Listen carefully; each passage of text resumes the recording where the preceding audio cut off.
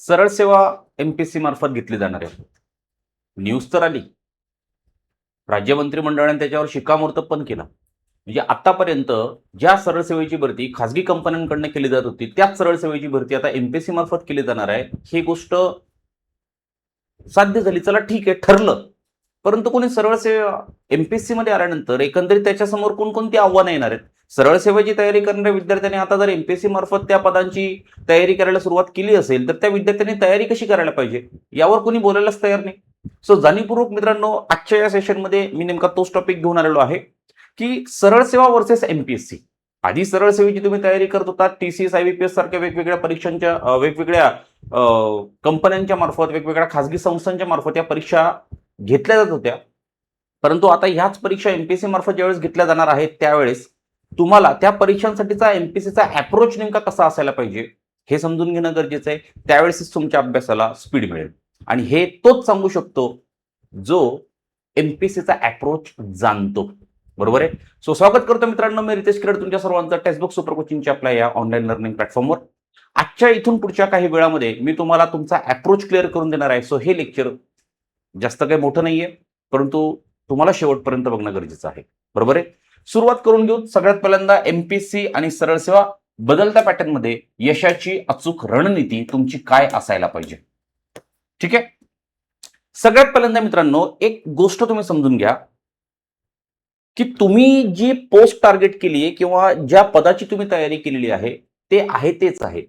फक्त आधी तुमचा मार्ग वेगळा होता, आता तुमचा मार्ग वेगळा आहे.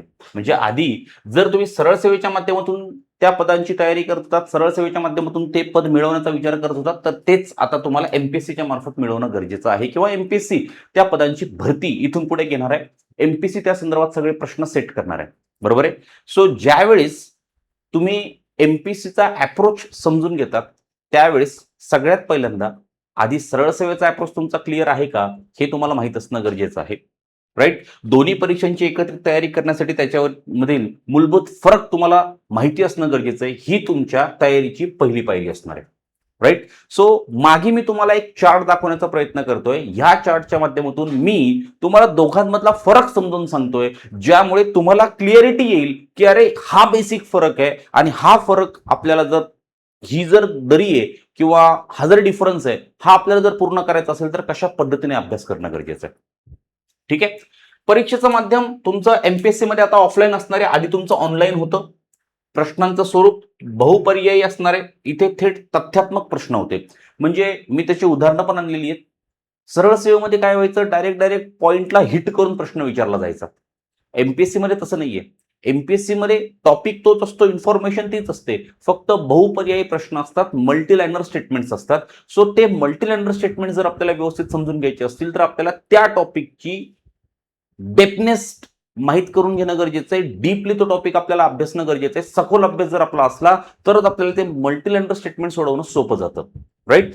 त्याच्यानंतर नकारात्मक गुण आता तुमच्या एमपीएससी मध्ये तुम्हाला बघायला मिळतील. सो 1/4 तुमचं निगेटिव्ह मार्किंग आता असणार आहे. बरोबर आहे ना. म्हणजे 4 प्रश्न जर तुमचे चुकले तर 1 मार्क तुमचा मायनस होऊ शकतो. बरोबर आहे. आणि मुख्य फोकस सर्वसमावेशक सामान्य अध्ययन असणार आहे. इथे गणित, बुद्धिमत्ता, इंग्रजी याच्यावर काही विषयांवर मुख्य फोकस असायचा, पण इथे तसं नाहीये. इथे तुम्हाला जीएसही तेवढाच महत्वाचा आहे, लँग्वेजही तेवढेच महत्वाचे आहेत, मॅथ रिझनिंग तेवढंच महत्वाचं आहे. सर्वसमावेशक हा फोकस असणार आहे. सो आधी सरळ सेवेच्या दृष्टिकोनातून जास्तीत जास्त विद्यार्थी हा लँग्वेजवर भर द्यायचा, गणित बुद्धिमत्तेवर भर द्यायचा, सामान्य ज्ञान ठीक आहे होऊन जातं. आता तसं नाहीये पोरांनो.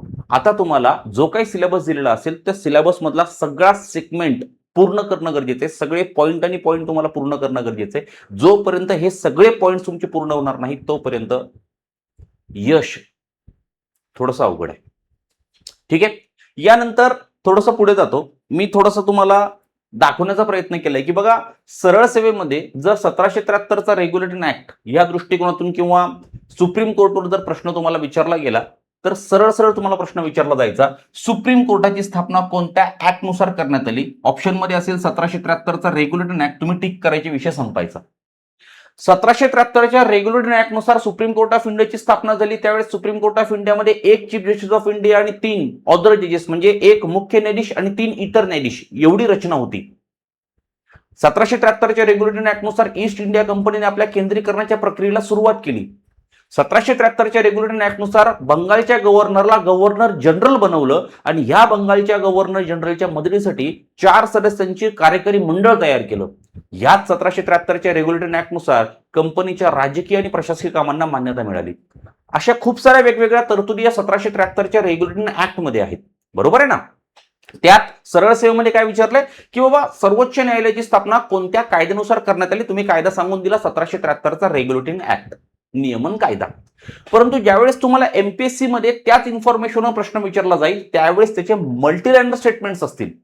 1773च्या रेग्युलेटिंग ऍक्ट मधील खालीलपैकी कोणती विधानं बरोबर आहेत आणि अ ब क अशी वेगवेगळी स्टेटमेंट सेट करू शकतात आणि तुम्हाला प्रश्न विचारू शकतात. याला मी म्हणतोय मल्टीलाईन स्टेटमेंट आणि याला मी म्हणतोय तुमच्या टॉपिकची डेप्थनेस तुम्हाला आता गाठणं गरजेचं आहे. त्या टॉपिकचा सखोल अभ्यास तुम्हाला करणं गरजेचं आहे. जर आपण तो अभ्यास पूर्ण केला 100% आपल्याला यश मिळणार आहे. परंतु आधी आपण रट्टा मारायचो, आता रट्टा मारून जमणार नाहीये. आता आपल्याला तो विषय समजून घेणं गरजेचं आहे, तो टॉपिक समजून घेणं गरजेचं आहे. जर त्या सगळ्या गोष्टी आपण व्यवस्थित त्या पद्धतीने करत असू तर येणाऱ्या काळामध्ये एमपीएससी मार्फत ज्या काही सरळ सेवांच्या पदांची भरती होणार आहे 100% आपल्याला त्या ठिकाणी आपला रिझल्ट बघायला मिळेल. जर तुम्हाला या संदर्भात काही डाऊट्स असतील तर माझा मोबाईल नंबर मी ह्या ठिकाणी लिहून देतो.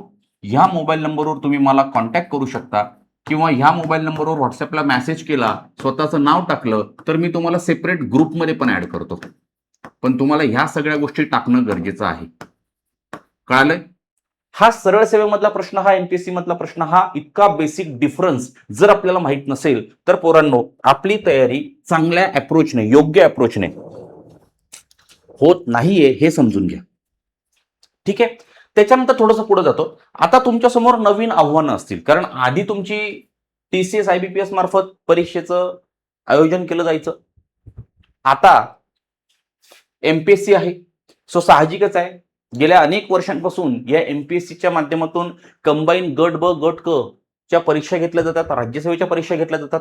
परंतु दिवसेंदिवस एमपीएससी आपला पॅटर्न चेंज करत असते, प्रश्न विचारण्याचं स्वरूप बदलत असते. पॅटर्न चेंज करते म्हणजे मी ऑब्जेक्टिव्हवरून डिस्क्रिप्टिव्हची गोष्ट करत नाहीये. मी गोष्ट करतोय 2013ला एमपीएससीच्या मार्फत सेट करण्यात आलेला प्रश्न आणि 2023ला एमपीएससीच्या मार्फत सेट करण्यात आलेला प्रश्न, या दोघांमध्ये खूप जास्त तफावत आहे. बरोबर आहे ना? सो आता आपल्याला काय करणं गरजेचं की एमपीएससी कशा प्रकारचे प्रश्न विचारत आहे हे पण आपल्याला समजून घेणं गरजेचं आहे. हा पण अप्रोच क्लिअरन्सचा एक भाग झाला. मग आता हा अप्रोच तुम्हाला जर क्लिअर करायचा असेल तर याच्यासाठी आपल्याला काय करणं गरजेचं आहे? याच्यासाठी आपल्याला पीवायक्यूज हँडल करणं गरजेचं आहे. एमपीएससीचे आतापर्यंतचे वेगवेगळे पीवायक्यूज, आणि ह्या पीवायक्यूची सिरीज मी रोज दुपारी 1 वाजता आपल्या युट्यूब चॅनलवर पण चालवत असतो. जर तुम्हाला शक्य असेल तर रोज दुपारी या. पॉलिटी हा विषय त्या ठिकाणी आपला चालू आहे. बरोबर आहे? सो एमपीएससीचा हा जो बदलता पॅटर्न आहे, एमपीएससी कशा प्रकारे प्रश्न विचारतंय, इन्फॉर्मेशन तीच आहे, सगळ्या गोष्टी तीच आहे. 2013ला ज्या विषयांचा अभ्यास, ज्या इन्फॉर्मेशनचा अभ्यास पोरं करत होते त्याच अभ्यास 2023लाही करताय, 2026लाही करताय. तरीही विद्यार्थ्यांना 1-1, 2-2 मार्कावरनं प्रीचा रिझल्ट गमवावा लागतो. याच्यामागचं कारण काय? तर आपल्या पोरांचा ह्या एमपीएससी बद्दलचा जो अप्रोच आहे ना पोरांनो, हा अप्रोच क्लिअर नाही, हे मी डायरेक्ट सांगतो. आणि हा अप्रोच कोणी तुम्हाला क्लिअर करून द्यायला तयारही नाही, कारण त्यांचाच अप्रोच क्लिअर नाही. मी अप्रोच क्लिअर करून का देतोय? कारण मी प्रश्न रिफ्लेक्ट केले आहे, करतोय आणि त्याचे प्रूफ तुम्हाला दाखवतोय. तुम्हाला पीवायक्यू अनालिसिस करणं गरजेचं आहे. एक टॉपिक असेल राष्ट्रपती. राष्ट्रपती या टॉपिकवर आयोगाने आतापर्यंत कशा कशा प्रकारचे प्रश्न विचारले आहेत 2013 पासून 2025 पर्यंत जेवढ्या काही परीक्षा झाल्या सगळ्या परीक्षांमध्ये ते प्रश्न बघा. ऑटोमॅटिकली तुम्हाला लक्षात येईल की हळूहळू हळूहळू आयोगाने काठीण्य पातळी वाढवायला सुरुवात केली आहे. सो आता सरळ सेवा एमपीएससी मार्फत घेतली जाणारे, कंबाईन मार्फत सरळ सेवेच्या पदांची भरती केली जाणार आहे. मग लगेच कंबाईनच्या लेवलची काठीण्य पातळी मॅच केली जाईल का? तर नाही. लगेच काय तुमची काठीण्य पातळी तेवढी होणार नाही. परंतु सरळ सेवेच्या तुलनेत तुमचा प्रश्नांचं स्वरूप हे 100% वेगळं असेल. मग त्यासाठी तुम्हाला राईट अप्रोच, राईट गायडन्सची गरज आहे आणि त्या दृष्टिकोनातून तुम्ही अभ्यास करणं गरजेचं आहे. तरच आपल्याला ह्या वर्षामध्ये पोस्ट मिळेल. पॉइंट लक्षात आला? राईट? सो वेळेची मर्यादा. आता इथे विषय काय आहे? कंबाईनचा जर आपण विचार करतो म्हटलं तर 1 तास म्हणजे 60 मिनिटांचा तुमचा पेपर असतो आणि 60 मिनिटांमध्ये तुम्हाला 100 प्रश्न सोडावे लागतात. म्हणजे एक प्रश्नाला तुम्ही साधारणतः जर कॅल्क्युलेशन केलं तर 30, 33, 35 सेकंद काहीतरी तुम्हाला मिळतात. बरोबर आहे? त्यात तुम्हाला तो प्रश्न वाचायचा पण आहे आणि त्यात तुम्हाला गोल पण करायचा आहे. इथे तुम्हाला उत्तरपत्रिका कशी आहे माहिती का, ऑफलाईन परीक्षा आहे आपली, ऑनलाईन नाहीये क्लिक केलं चल पुढे, क्लिक केलं चल पुढे नाही. इथे तुम्हाला पेनाने गोल करायचंय. पर्याय क्रमांक जर चुकला तर प्रश्न गेला. प्रश्न गेला म्हणजे मार्कही गेले, स्पर्धेतून आपण मागे येऊ शकतो. सो या ठिकाणी तुम्हाला वेळेची मर्यादा आहे. मग आता ह्या वेळेमध्ये आपल्याला प्रॉपर पेपर कव्हर करायचा आहे. मग याच्यासाठी आपल्याकडे काय आहे, तर याच्यासाठी आपल्याकडे एकच पर्याय आहे, तो म्हणजे सराव. जास्तीत जास्त प्रश्नांचा आपल्याला सराव करावा लागतो. जास्तीत जास्त आपल्याला टेस्ट सिरीज सोडवाव्या लागतात. जेवढ्या जास्तीत जास्त आपण टेस्ट सिरीज सोडवू तेवढ्या आपल्या सिली मिस्टेक्स ज्या परीक्षेमध्ये होणार आहेत त्या होणार नाहीत. कारण आपल्या सिली मिस्टेक्स इथेच होतील आणि त्या सिली मिस्टेक्स आपण कशा टाळायच्या यावर इथेच काम करू आणि मग जाऊ पेपरला. बरोबर आहे. सो वेळेची मर्यादा हे पण आपल्या समोर खूप मोठं आव्हान आहे पोरांनो, याला हलक्यात घेऊ नका. राईट. याच्यानंतर आपण जर थोडंसं पुढे गेलो तर आता एमपीएससी ऑफलाईन आहे, तिकडे ती ऑनलाईन होती सरळ सेवा. सो ओएमआर शीट तुम्हाला असेल, ओएमआर शीटवर तुम्हाला गोल करावा लागणार आहे. यासाठी तुम्हाला सराव करणं गरजेचं आहे. राईट. कारण पर्याय क्रमांक 2 ऐवजी पर्याय क्रमांक 3 ला तुम्ही गोल केलं, संपला ना विषय, गेला ना प्रश्न तुमचा, तुमचा मार्क गेला. राईट. सो ह्या ओएमआर शीटची आपल्याला सवय लावणं गरजेचं आहे. कोणत्याही गोष्टी हलक्यात घेऊ नका. हा मला जमून जाईल, हा माझं होऊन जाईल. पेपरमध्ये ज्यावेळेस आपण परीक्षा हॉलमध्ये बसलेलो असतो त्यावेळी आपल्यावर जे प्रेशर असतं त्या प्रेशरमध्ये आपल्याकडनं ह्या चुका होतात. सो यासाठी आधी रंगीत तालीम गरजेची आहे आणि म्हणून मी तुम्हाला म्हणतोय की तुम्हाला जास्तीत जास्त टेस्ट सोडवणं गरजेचं आहे. जेवढ्या तुम्ही जास्तीत जास्त टेस्ट सोडवाल तेवढा तुम्हाला याचा जास्तीत जास्त फायदा होईल, तेवढा तुमच्या सिली मिस्टेक्स कमी होतील. बरोबर आहे. त्याच्यानंतर तुम्हाला प्रश्न आयोग जो काय देतोय तो प्रश्न आता मोठा असेल. सरळ सेवेला तुम्हाला वन लाईनर प्रश्न होते, आता तुम्हाला प्रश्न 2, 3, 4 ओळींचे वाचायला मिळू शकतात. मग अशा परिस्थितीमध्ये आपला वाचण्यामध्ये वेळ जास्तीत जास्त जातो आणि मग आपल्याला टेन्शन येतं की अरे बापरे, 1 तास जवळपास होत आला, माझे तर एवढेच प्रश्न सॉल्व्ह झालेत, मग आता कसं. यासाठी तुम्हाला तुमच्या वाचनाची देखील स्पीड वाढवणं गरजेचं आहे. प्रश्न तुम्हाला जोपर्यंत समजणार नाही तोपर्यंत त्या प्रश्नाचं ॲक्युरेट उत्तर तुम्हाला देता येणार नाही. सो या सगळ्यांसाठी आपल्याला टेस्ट सिरीज महत्वाची आहे. बरोबर आहे. सो ऑनलाईन कसं होतं, स्क्रीनवर प्रश्न वाचायचा, क्लिक करायचा, विषय संपला. इथे आपल्याला तेवढा एफर्ट्स लागत नव्हते, तेवढा वेळ लागत नव्हता. इथे आपल्याला वेळ लागणार आहे आणि इथे तुम्हाला रिसेटचाही ऑप्शन असायचा. इथे तसा नाहीये, एकदा टिक केलं विषय संपला, चुकीला माफी नाही. बरोबर आहे. आता तुम्हाला सगळ्या गोष्टी कव्हर करायच्या आहेत. म्हणजेच काय की बाबा कसं कव्हर करायचं, काय कव्हर करायचं आणि का कव्हर करायचं, व्हाय नॉटची उत्तर तुम्हाला आता माहिती पाहिजे. म्हणजे ज्यावेळेस तुम्ही एखादा टॉपिक करत आहात त्या टॉपिकची कॉन्सेप्च्युअल क्लिअरिटी तुम्हाला पाहिजे. तुमच्या सगळ्या संकल्पना त्या संबंधित घटकाविषयीच्या क्लिअर असायला पाहिजेत. जर त्या संकल्पना तुम्हाला सगळ्या क्लिअर असतील, माहिती असतील, तरच तुम्ही तो टॉपिक किंवा त्या टॉपिकवरचा येणारा कोणताही प्रश्न सहजरित्या सोडवू शकतात. आणि ह्या कॉन्सेप्च्युअल क्लिअरिटी साठी तुम्हाला आता लागत असतो गायडन्स. राईट. म्हणून मी या ठिकाणी माझा मोबाईल नंबर तुम्हाला देऊन ठेवतोय की पोरांनो घाबरू नका, परंतु ही सत्यता आहे, ही आपल्याला स्वीकारणं गरजेचं आहे जर आपण ह्या स्पर्धा परीक्षेची तयारी करत असू तर. बरोबर आहे. आता तुम्हाला समजून घेण्यावर जास्तीत जास्त भर द्यायचा आहे, पाठांतरावर तुम्हाला भर द्यायचा नाही. पाठांतर आधी होतं, आता पाठांतर जमणार नाही. आता तुम्हाला गोष्टी समजून घेणं गरजेचं आहे. म्हणजेच काय, आता तुम्हाला वेगवेगळी कलम येणार आहेत, मग ही कलम तुम्ही पाठ करत बसाल का, नको, तसं नको. कलम पाठ करू नका, टॉपिक वाईज त्याचं सेग्रिगेशन करा, सेपरेट करा त्याला. कोणत्या कलमामध्ये काय सांगितलंय हे आधी बघण्यापूर्वी टॉपिक वाईज त्याला सेपरेट करा आणि छोटी छोटी छोटी छोटी कलम त्या टॉपिकमध्ये त्या कलमात काय सांगितलंय त्या कॉन्सेप्ट सोबत ती कलम जोडा, ऑटोमॅटिकली ती कलम लक्षात राहतात. कलम 54 मध्ये राष्ट्रपतींची निवडणूक सांगितलेली आहे, ते त्या राष्ट्रपतींच्या निवडणुकीसोबत ती जी कॉन्सेप्ट आहे ती कॉन्सेप्ट समजून घ्या, ऑटोमॅटिकली कलम 54 लक्षात राहील. कलम 61 मध्ये महाभियोग सांगितलंय, तो महाभियोगाचा जो कॉन्सेप्ट आहे ना तो आपल्याला खूप जास्त महत्वाचा आहे, तो कॉन्सेप्ट समजून घ्या, ऑटोमॅटिकली कलम 61 तुमच्या लक्षात राहील. नाहीतर कलम 61 महाभियोग, कलम 54 निवडणूक, कलम 55 निवडणूक पद्धती, कलम 56 कार्यकाळ, पात्रता, ह्या गोष्टी नको.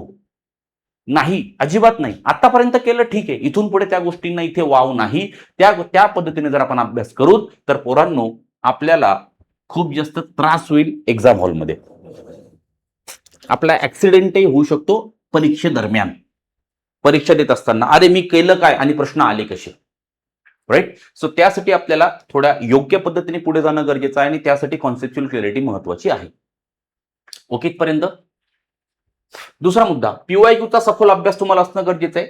सरळ सेवा जरी तुम्ही फोकस करत असाल तरी तुम्हाला एमपीएससीचे पीवायक्यूज हाताळणं गरजेचं आहे, कारण एमपीएससी आता सरळ सेवा घेणार आहे किंवा सरळ सेवेच्या माध्यमातून ज्या पदांची भरती केली जायची त्या पदांची भरती आता एमपीएससी मार्फत केली जाणार आहे. सो सरळ सेवेच्या पीवायक्यूचा अभ्यास करण्यापेक्षा एमपीएससीच्या पीवायक्यूचा अभ्यास तुम्हाला करणं गरजेचं आहे. त्यानंतरच तुम्हाला त्या प्रश्नांमधला बदल लक्षात येईल आणि तुम्ही राईट वेने तो टॉपिक कव्हर कराल. पॉईंट लक्षात आला. आयोगाचा जो बदलता ट्रेंड आहे, हा ट्रेंड जर तुम्हाला समजून घ्यायचा असेल तर तुम्हाला पीवायक्यू शिवाय पर्याय नाही. राईट. सो पीवायक्यू तुम्हाला अनालिसिस करावेच लागतील. त्याच्यानंतर मराठी आणि इंग्रजी व्याकरण हे दोन्ही गोष्टी तुम्हाला तिकडेही होत्या, त्या दोन्ही गोष्टी तुमच्या इकडेही आहेत. सो मराठी इंग्रजी संदर्भात मी जास्त काही बोलणार नाही, परंतु इथे पण तुम्हाला पीवायक्यूज मदत करतील. ठीक आहे. सरळ सेवेमध्ये तुम्हाला विचारला जाणारा जे गणित बुद्धिमत्ताचा विषय होता तो आणि एमपीएससी मध्ये विचारलं जाणारं गणित बुद्धिमत्ता याच्यामध्ये बऱ्यापैकी फरक आहे. बरं, याच्यामध्ये बऱ्यापैकी फरक आहे. तिकडे तुमची बैठक व्यवस्था किंवा बाकी गोष्टींवर जास्त प्रश्न असायचे, तेवढे प्रश्न कंबाईन मध्ये विचारले जात नाहीत. राईट. सो प्रत्येक विषयानुसार आपण सरळ सेवा आणि एमपीएससी याचे लेक्चर्स घेणार आहोतच. मी आज ओव्हरऑल तुम्हाला सेशन घेऊन येतोय जेणेकरून तुम्हाला सगळ्या विषयांचा अंदाज यायला पाहिजे, तयारी कशी करायची याचा अंदाज यायला पाहिजे. ऑटोमॅटिकली तुम्हाला बाकी गोष्टी उलगडत जातात, समजत जातात. बरोबर आहे. इथे तुम्हाला जीएस म्हणजे तुमचं जे सामान्य ज्ञान होतं तिकडे, इकडे तुम्हाला जीएस म्हणायचंय त्याला. सो हा विषय तुम्हाला व्यवस्थित बनवणं गरजेचं आहे. राईट. याच्यावर तुमच्या सगळ्या गोष्टी डिपेंड आहेत पुढे. येस. त्याच्यानंतर आता काय तर मग आता एमपीएससीची तयारी करणारी पोरं 14 तास अभ्यास करतात. सर आम्हाला तेवढा वेळ करायला लागेल का? बघा, कधीच वेळ निश्चित करून अभ्यास होत नाही. दिवसभराचं टार्गेट आपण निश्चित करायचं, म्हणजे काय की मला 10 तास बसायचंय असं नाही. दिवसभरामध्ये मला एवढे 2 टॉपिक्स कव्हर करायचे, एवढे 3 टॉपिक्स कव्हर करायचे, एवढं टार्गेट तुम्ही निश्चित करा. एखाद्या दिवशी तुमचं टार्गेट जर इनकम्प्लीट झालं तर जास्त काय लोड घेत बसू नका. नाहीतर डोक्याच्या वरून जाते तरी मला टार्गेट पूर्ण करायचं, मी तेवढा टॉपिक वाचणारच आणि मगच झोपणार, असं नको. 2 टॉपिक्स जे काय कव्हर करायचे ते टॉपिक्स इतके जास्त परफेक्ट करायचे की त्या टॉपिकवर परत आपल्याला येण्याची गरज नाही पडली पाहिजे. सो सुरुवातीलाच प्लॅनिंग करत असताना, टार्गेट सेट करत असताना छोट्या टार्गेट सेट करा आणि छोट्या टार्गेट मधून विषय तुमचा पूर्ण करा. बरोबर आहे. साधारणतः 8 तास दर्जेदार अभ्यास, 2 तास एमसीक्यू आन्सर, साधारणतः 14 तास लेबर स्टडी हा तुमचा कार्यक्रम चालू असतो. असं करू नका. दिवसभरामध्ये 4-5 तास अभ्यास केला, ठीक आहे. जेवढे टॉपिक्स तुम्ही कव्हर केले तेवढ्या टॉपिक्सवर नंतर 1-2 तास एमसीक्यू सोडवण्याचा प्रयत्न करा, सफिशियंट आहे. नाहीतर मी बसलो आता मला 14 तास, आता मला सुट्टीच द्यायची नाहीये, ए बाबा मला डिस्टर्ब करू नका, आता मी 14 तास तुला भेटणार नाही, अजिबात नको, ही फालतूगिरी आहे. राईट. 2 टॉपिक सेट करा. फॉर एक्झाम्पल तुम्ही राष्ट्रपती हा टॉपिक एक सेट केला, दुसरा तुम्ही उपराष्ट्रपती हा टॉपिक सेट केला. हे 2 टॉपिक सेट केल्यानंतर ह्या 2 टॉपिक्सला साधारणतः कव्हर करण्यासाठी तुम्हाला 4 तास लागले किंवा 5 तास लागले. ठीक आहे. त्याच्यानंतर साधारणतः 1 तास 2 तास या टॉपिकवरचे तुम्ही एमसीक्यू सोडवले, सफिशियंट आहे. याच्या पलीकडे जास्त वेळ नको. भरपूर आहे हा अभ्यास एका दिवसाचा. तुम्हाला डेली बेसिसवर एवढा अभ्यास करायचा आहे. तुमच्यात सातत्य पाहिजे, कंटिन्युटी पाहिजे, तरच हा पोर्शन योग्य वेळेत आणि योग्य अप्रोचने कव्हर होणार आहे. बरोबर आहे. सो याच्याकडे लक्ष राहू द्या. आता दुसरी महत्वाची गोष्ट, खूप साऱ्या वेगवेगळ्या गोष्टी आता तुम्हाला टेलिग्राम आहे, युट्यूब आहे, ह्या अभ्यासाच्या दृष्टिकोनातून आता वापरता येतील. जसं की आपलं टेक्स्टबुक सुपर कोचिंगचं टेलिग्राम चॅनल आहे. हे जर तुम्ही सबस्क्राईब केलं नसेल तर हे सबस्क्राईब करून ठेवा, कारण ह्या टेक्स्टबुक सुपर कोचिंगच्या टेलिग्राम युट्यूब चॅनलवर, टेलिग्राम चॅनलवर जेवढं तुम्हाला अभ्यासाचं मटेरियल मिळतं ना तेवढं तुम्हाला कुठेच मिळत नाही. राईट. सो याला तुम्ही सबस्क्राईब करून ठेवा. याबरोबरच माझा मोबाईल नंबर तुम्हाला देतो. माझ्या मोबाईल नंबरवर व्हॉट्सअपला मेसेज करून ठेवा किंवा कॉल करा. मी तुम्हाला ग्रुपमध्ये जॉईन करून घेतो किंवा अभ्यासासंदर्भात आणखीन काही अडचणी असतील तेही सांगतो. मी स्वतः राज्यसेवेला शिकवतो. मी तुम्हाला कंबाईनला शिकवायला येईल. मी तुमची तयारी करून घेईल, काळजी करू नका. सांगतो तेवढं करा फक्त. बरोबर आहे. मी तुमच्यासोबत आहे. आता या सगळ्या गोष्टींसाठी आपल्याकडे कंबाईनच्या दृष्टिकोनातून ही सेपरेट बॅच आपण लॉन्च करून ठेवलेली आहे वर्ष 2027च्या दृष्टीने. बरोबर आहे.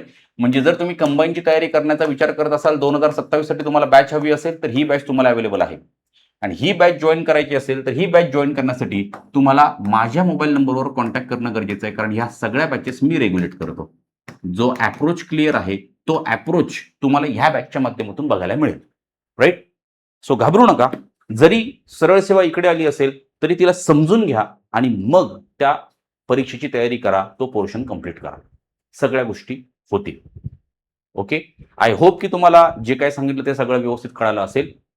जर काही डाऊट्स असतील तर मोबाईल नंबर दिलेला आहे, कॉन्टॅक्ट करा. भेटूया पुन्हा एकदा एका अशाच नवीन लेक्चरच्या माध्यमातून. तोपर्यंत thank you. Have a good day and bye bye.